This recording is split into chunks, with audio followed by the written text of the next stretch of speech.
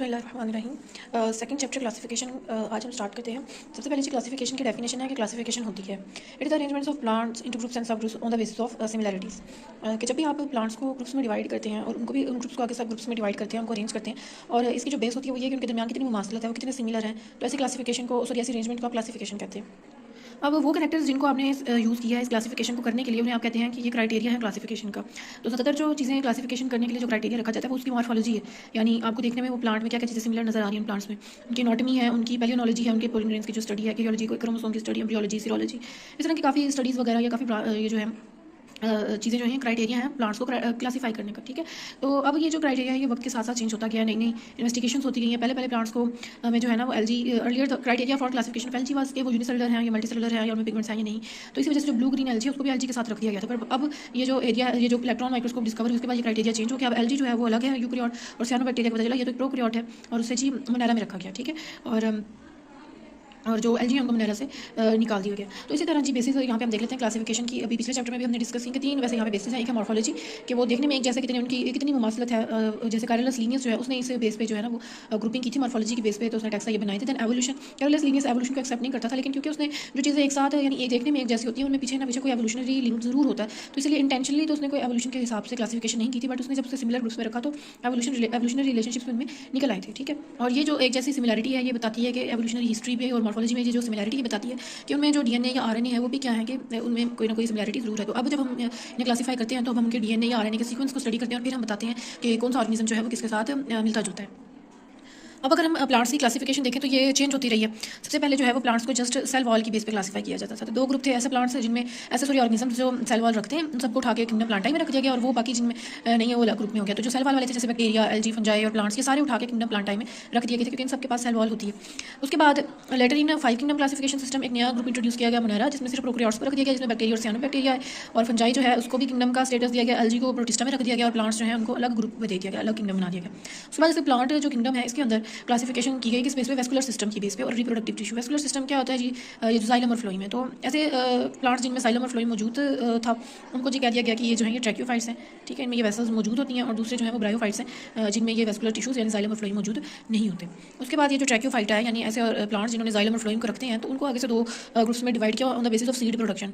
तो जो non seed producing plants थे यानी उनमें जाइलम फ्लोएम था पर वो सीड नहीं बनाते थे, उनको टेरिडोफाइटा में, और सीड प्रोड्यूसिंग जिन्हें एम्ब्रियोफाइटा कहा जाता है उसमें रख दिया गया। सीड प्रोड्यूसिंग खुद आगे दो में है, कुछ में नेकेड सीडेड होते हैं जो आप आम आंख से देखते हैं, किसी में फ्रूट की फॉर्म में जो छुपे हुए होते हैं फ्लावरिंग प्लांट्स। तो नेकेड सीडेड प्लांट्स जो है वो जिम्नोस्पर्म्स हैं, और फ्लावरिंग प्लांट्स जो है एंजियोस्पर्म है। आगे एंजियोस्पर्म्स को मजीद मोनोकोट्स और डाइकोट्स में डिवाइड किया गया। यूनिट्स ऑफ क्लासिफिकेशन में जी टैक्सा एक सबसे छोटी जो एक कैटेगरी है।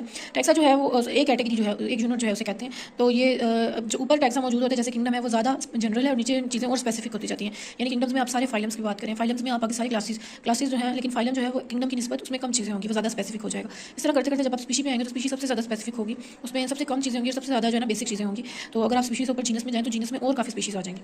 तो स्पीशी जो है फिर इस लिहाज से हमारा बेसिक यूनिट है, और ये ऐसे ऑर्गेनिज्म का ग्रुप होता है जो इंटरब्रीड करते हैं, और जब ब्रीडिंग इनकी होती है तो ऐसे बच्चे पैदा करते हैं जो फर्टाइल होते हैं, जो खुद आगे रिप्रोडक्शन की एबिलिटीज रख रहे होते हैं। ठीक है जी, तो जिस तरह सारे पोटैटो प्लांट्स जो हैं वो एक ही स्पीशीज सोलेनम ट्यूबरसम से बिलोंग कर रहे होते हैं। ठीक है जी, इस तरह जो है ना वो कुछ जो स्पीशीज़ है उसके अंदर भी वेरिएशन आती हैं। जैसे सब स्पीशी जो है ये भी इंटरब्रीड करने की एबिलिटी रखती हैं, बट वो ज़्यादातर अभी कर नहीं पाते क्योंकि उनमें जियोग्राफिकल आइसोलेशन हो जाती है, यानी दरमियान में जियोग्राफिकल चीज़ यानी कोई पहाड़ इतना बड़ा आ गया कि वो क्रॉस नहीं कर सकती, या दरिया आ गया या कुछ ऐसा हो गया जिसकी वजह से वो स्पीशीज़ एक दूसरे से काफ़ी अर्से तक दूर रहती हैं। तो उनमें कुछ कैरेक्टर ऐसे डेवलप हो जाते हैं कि हमें लगता है कि अब ये दो अलग स्पीशीज़ बन जाएंगी, लेकिन वो अगर करीब लाए तो फिर भी वो रिप्रोड्यूस करती है। यानी स्पीशीज़ की कुछ तो है लेकिन काफ़ी तक वो एक दूसरे से अलग हो जाती है। वैरायटी भी एक स्पीशी से छोटा और सब स्पीशी से छोटा रैंक है, और इसमें भी एक थोड़ी बहुत ना वेरिएशन नजर आना स्टार्ट हो जाती है। आपको फॉर्म भी है कि एक कोई फीचर है दूसरी, मतलब एक स्पीशी है उसमें एक फीचर, उसमें से एक ऑर्गेनिज्म एक फीचर जो अलग नजर आना आपको स्टार्ट हो गया दूसरों से। ठीक है, उसके बाद आपको पता है कि स्पीशी मिलकर जनरल बनाते हैं, जनरल मिलकर फैमिलीज ऑर्डर क्लास फाइलम और फाइलम किंगडम बना देते हैं।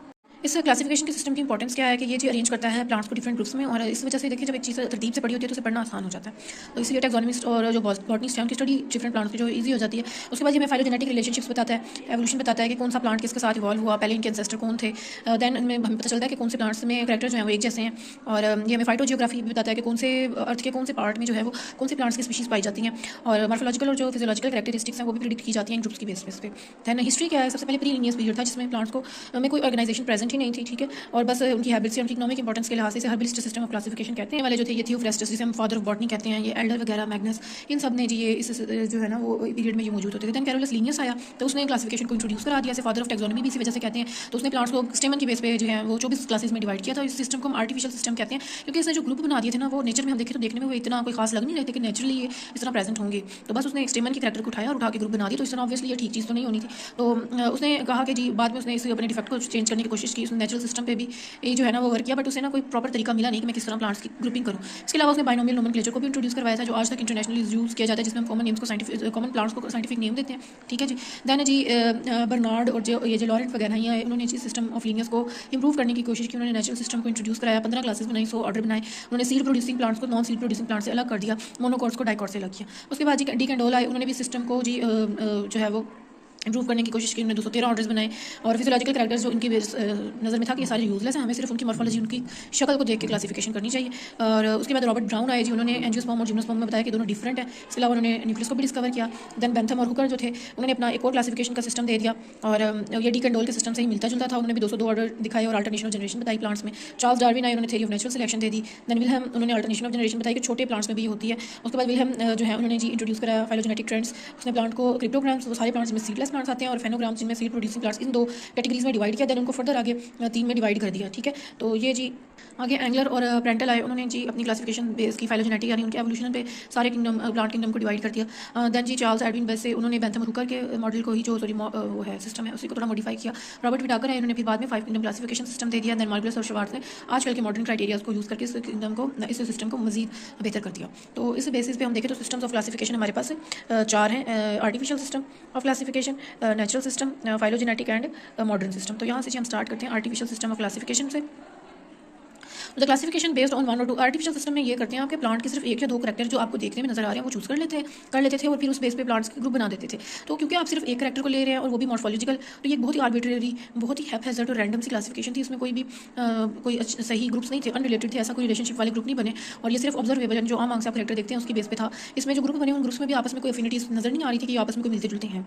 तो ये सिस्टम जो है ये लीनियस ने दिया था, और लीनियस ने ना करैक्टरिस्टिक्स जो यूज़ की थी वो स्टेमन की थी, और ये हम आगे बाद में डिटेल में देख लेंगे। नेचुरल सिस्टम था, ये जो नेचुरल सिस्टम था ये जी इसमें जी करैक्टरिस्टिक्स ग्रुप जो है वो उन करैक्टरिस्टिक्स पे बनाए गए थे जो थोड़ी बहुत purely on the basis of morphology in the system के जो मॉर्फोलॉजिकल सारे करैक्टर्स हैं, सिमिलैरिटीज हैं, उनको देख के फिर ग्रुप बनाए गए थे। तो क्योंकि ये सारे करैक्टर्स को इंक्लूड कर रहा था तो कुछ ना कुछ ऑब्वियसली अगर काफ़ी हद तक वो एक दूसरे से मिल रहे हैं देखने में, तो उनमें कोई नेचुरल कुछ ना कुछ एफिनिटी तो जरूर मौजूद है। और डार्विन ने भी उस टाइम नेचुरल सिलेक्शन की थ्योरी दे दी हुई थी। तो उसने कहा कि एंशिएंट प्लांट्स आपस में ज़्यादा मिलते जुलते हैं मॉडर्न प्लांट से। तो सॉरी एंशिएंट प्लांट्स हैं वो मिलते जुलते हैं, यानी मॉडर्न प्लांट्स हैं वो बेशक अब देखने में अलग लग रहे हैं लेकिन उनका कोई ना कोई ताल्लुक एंशिएंट प्लांट से ज़रूर है। तो इस तरह प्लांट्स के ग्रुप्स के दरमियान एफिनिटीज़ देखी गई, उनमें ताल्लुकात देखे गए क्या है क्या नहीं, लेकिन अभी तक भी एवोल्यूशनरी रिलेशनशिप उनमें डेवलप सही से नहीं हुआ था। बेंथम और हुकर का जो क्लासिफिकेशन सिस्टम है वो नेचुरल सिस्टम की एग्जांपल है। Then phylogenetic system of classification, इसमें जी आपने प्लांट्स की ग्रुपिंग की है on the basis of morphological character and phylogenetic relationship, यानी दोनों चीज़ें आती हैं कि आपने उनकी शक्ल सूरत को भी देखा और उसके अलावा ये भी देखा कि वो उनकी जो एवोल्यूशन है, उनके जो एंसेस्टर हैं वो कौन थे, उन पीछे से वो आबाओ अजदादों के मिलते जुलते हैं या नहीं। इसे हम डार्विनियन कॉन्सेप्ट को भी इनमें इंक्लूड किया गया एवोल्यूशन के, और एवोल्यूशन में काफ़ी ग्रुप्स को आपस में जोड़ के एक एवोल्यूशनरी ट्री बनाया गया। ये सिंपल से कॉम्प्लेक्स की तरफ थी, और इस जो क्लासिफिकेशन का सिस्टम है ये एंगुलर और जो प्रेंटल वाला सिस्टम है और बेसिक का जो क्लासिफिकेशन सिस्टम है वो इस फाइलोजेनेटिक सिस्टम की एग्जांपल। हाँ, तो इसमें जो लास्ट पेज हमारा मॉडर्न सिस्टम है, इसमें जो क्लासिफिकेशन की जाती है वो उनकी मॉर्फोलॉजिकल कैरेक्टर्स की बेस पे भी और बाकी मॉडर्न स्टडीज़ को भी मद्देनजर रखा जाता है, लाइक एनाटॉमी, कैरियोलॉजी, एम्ब्रियोलॉजी, और जितनी भी मॉडर्न अब तक रिसर्चेज हो चुकी हैं सबको मद्देनजर रख के फिर ऑर्गेनिजम्स को जो है वो क्लासीफाई किया जाता है। और इसमें प्लांट टेक्सोनॉमी में काफ़ी सारी चेंजेस की गई। अब जो है डीएनए और आरएनए न्यूक्लियोटाइड के सीक्वेंस को भी स्टडी किया जाता है ज़्यादा बेहतर तरीके से, जो प्लांट्स हैं उनको ऑर्गेनाइज करने के लिए, अरेंज करने के लिए, ठीक है। और इसकी वजह से जो प्लांट्स की टेक्सोनॉमी है ज़्यादा बेहतर हो गई है। ताजिकिस्तान क्लासिफिकेशन सिस्टम जो है वो मॉडर्न सिस्टम की एक एग्जांपल है। आगे हम 1 बाय 1 सबको डिस्कस करते हैं। तो सबसे पहले है आर्टिफिशियल सिस्टम, और ये जो आर्टिफिशियल सिस्टम है ये लीनियस ने दिया था और उसने फ्लोरल कैरेक्टरिस्टिक्स के बेस पे ये सिस्टम बनाया था। उसने जिस एक ही बस कैरेक्टर को उठाया, कैरेक्टर ऑफ स्टेमन को, और उसकी बेस पे उसने ये पूरा सिस्टम बना दिया। तो ये सेक्चुअल सिस्टम था और इससे प्लांट को आइडेंटिफाई करना तो चले आसान हो गया था, चले कोई कुछ ना कुछ बेहतरी तो आई थी। वो पहला था जिसने क्लासिफिकेशन को इंट्रोड्यूस कराया कि कोई ग्रुप्स बनाए जा सकते हैं और हमें क्लासिफिकेशन की कोई बेसिक नॉलेज थी, और उस टाइम पे इसको बड़ा एक्सेप्ट भी किया गया था और उसने बड़े स्पीशीज़ के कॉन्सेप्ट अच्छे दिए थे और ये कॉन्सेप्ट आज भी यूज़ किए जाते हैं। बस इसके कुछ डिसएडवांटेजेस ये हैं कि ये सिस्टम टेम्परेरी था और उसने खुद भी कहा था कि एक आर्टिफिशियल सिस्टम है, ये कोई इसको चेंज करना पड़ेगा, कुछ ज़्यादा नेचुरल सिस्टम लाना पड़ेगा। उसने काफ़ी अनरिलेटेड प्लांट्स को उठा के सिर्फ उनके फूल का कैरेक्टर एक जैसा था, बाकी उनमें कोई चीज़ मिलती जुलती नहीं थी, वो अनरिलेटेड थे, तो उसने उनको उठा के भी एक ही ग्रुप में रख दिया हुआ था।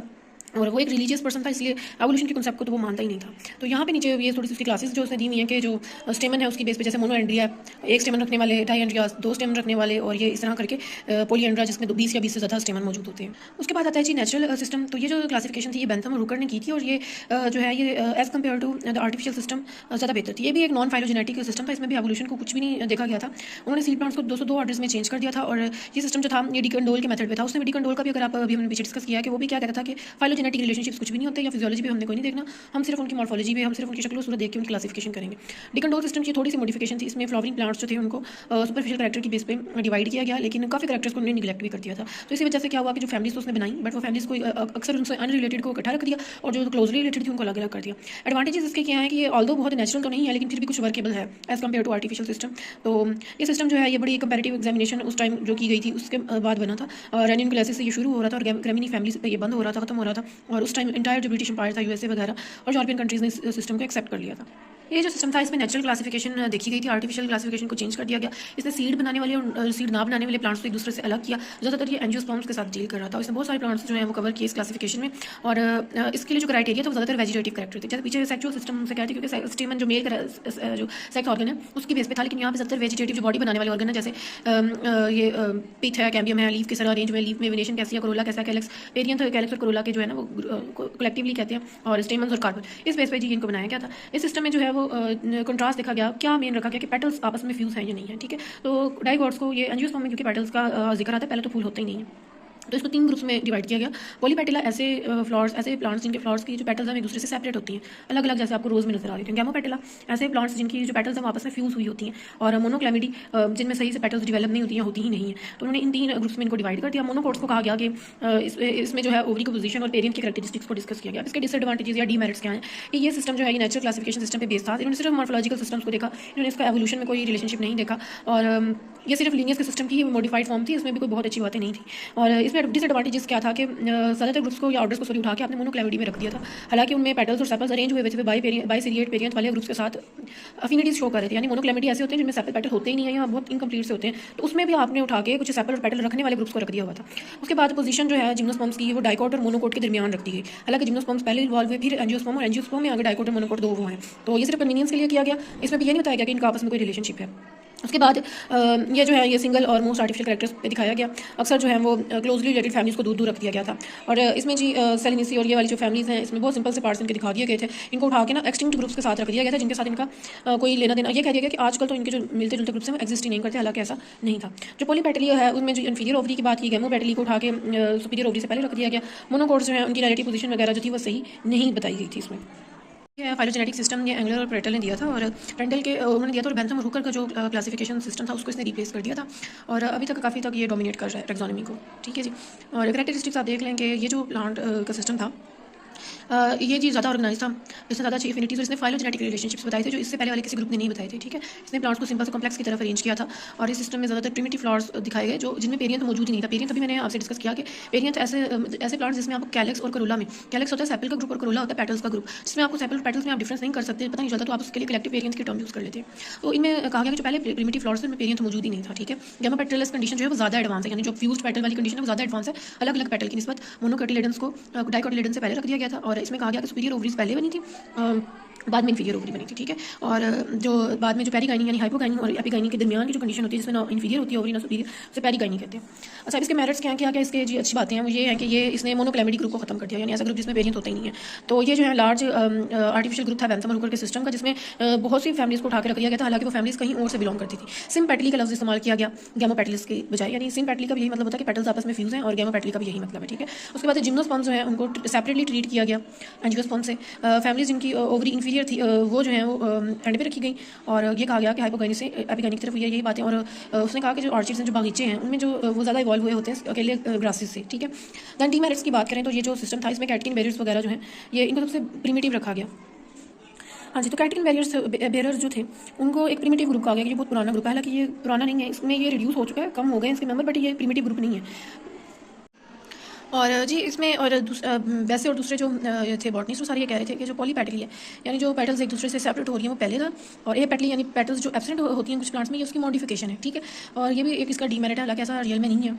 और ये कहा गया कि जो ये डाइग्लेमेटस फ्लावर्स हैं यानी ऐसे फ्लावर्स जिसमें पेरियंथ के 2 घेरे होते हैं, 2 सीरीज़ में ये प्रेजेंट होते हैं, ये कहाँ से निकले हैं? ये मोनोक्लेमेटस से निकले हैं। ये भी जो है एक ऑब्जेक्शनेबल बात है। देन पेरिटल प्लेसेंटेशन एक्साइल से निकले हैं। ये दोनों प्लेसेंटेशन की टाइप्स हैं, वो हम बाद में डिस्कस करेंगे। और जो सेंट्रल फ्री सेंट्रल प्लेसेंटेशन है वो पेरिटल से निकली है। ये बात भी ऑब्जेक्शनेबल है। प्लेसेंटेशन वैसे होता है कि जो ओवरी है उसके अंदर ओव्यूल्स किस तरतीब से पड़े हुए हैं, ये आगे उसी की टाइप्स हैं, फ्री सेंट्रल पेरिटल एक्साइल। तो ये इंशाल्लाह हम अगले टॉपिक्स में अपने पढ़ लेंगे। Derivation of bisexual flowers from unisexual के जो एक फ्लावर में दोनों और जो है ना वो प्रेजेंट होते हैं मेल और फीमेल रिप्रोडक्टिव ऑर्गन्स। ये फ्लावर्स जो है ये पहले कहाँ से डिराइव हुए हैं? यूनिसेक्सुअल यानी सिर्फ मेल फ्लावर पहले होते थे, तो बाद में ये चीज़ जो है ना वो डेवलप हुई है, हालांकि बात करेक्ट नहीं है। Then derivation of entomophily from एनी मॉर्फिलीज का ये मतलब है कि जो पहले इंसेक्ट के थ्रू पोलिनेशन होती थी वो कहाँ से निकली है? वो विंड के जरिए पोलिनेशन से डिराइव हुई है, वो पहले ही पुरानी है।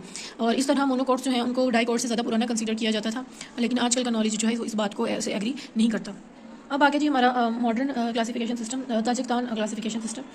ये जी ताजिकतान जो है वो एक अमेरिकन बॉटनिस्ट थे, सोवियत अमेरिकन बॉटनिस्ट थे, ठीक है जी, सॉरी बल्कि आर्मीनियन बॉटनिस्ट थे। ये 20th सेंचुरी में जी उन्होंने ये सारे काम स्टार्ट किए, प्लांट की एवोल्यूशन को, उसकी सिस्टमैटिक्स को, उसकी बायोजियोग्राफिकल स्टडी वगैरह करना स्टार्ट कर दिया। वो मॉर्फोलॉजी में ज़्यादा इंटरेस्टेड था, पेलियो बॉटनी में और फ्लोरा वगैरह में। तो उसके बाद उसने हमने ये जो डेवलप किया था सारा सिस्टम फ्लावरिंग का कि किस तरह फ्लावर्स को क्लासीफाई वगैरह करना है। तो यहाँ से हम डायरेक्ट इसके फीचर्स पे ही चले जाते हैं कि ये जो सिस्टम था ये फाइलोजेनेटिक सिस्टम ऑफ क्लासिफिकेशन था, यानी इसमें मॉर्फोलॉजी के साथ साथ आप उनकी एवोल्यूशनरी हिस्ट्री को भी देख रहे थे कि वो आपस में उनका एवोल्यूशन में कोई लिंक है या नहीं, यानी क्लोजली रिलेटेड को आप साथ साथ रख रहे थे। तो इस वजह से इस सिस्टम का बाकी सारे सिस्टम्स पर बहुत गहरा असर है। और ये जो सिस्टम है इसमें ये हैंस हेलियर्स अर्ली थ्योरी से इंस्पायर था, और प्रीलिमिनरी डायग्राम बनाई गई एंजियोस्पर्म्स की, उसने मोनोकोट्स और डाइकोट्स को मजीद आकर छोटी क्लासेस में डिवाइड किया। ये उसकी बहुत बड़ी अचीवमेंट थी। इसने जो एंजियोस्पर्म्स की क्लासिफिकेशन की थी वो बहुत ज़्यादा एक्सेप्टेड भी थी, की गई थी एक्सेप्ट बाद में। मेरिट्स क्या है इसके? मेरिट्स इसमें जी कि ये जो है क्योंकि ये फाइलोजेनेटिक रिलेशनशिप पे बेस्ड था, तो ये ग्रुप्स जो है ये फॉलो कर रहा था फाइलोजेनेटिक्स के प्रिंसिपल को। दैन ये बेटर ऑर्गेनाइजेशन थी क्योंकि ये एवोल्यूशनरी रिलेशनशिप्स के बेस पे ऑर्गेनाइज किया गया था। तो इस सिस्टम के तहत जितने भी प्लांट्स को ऑर्गेनाइज किया गया वो बेहतर थे बाकी सारे सिस्टम से।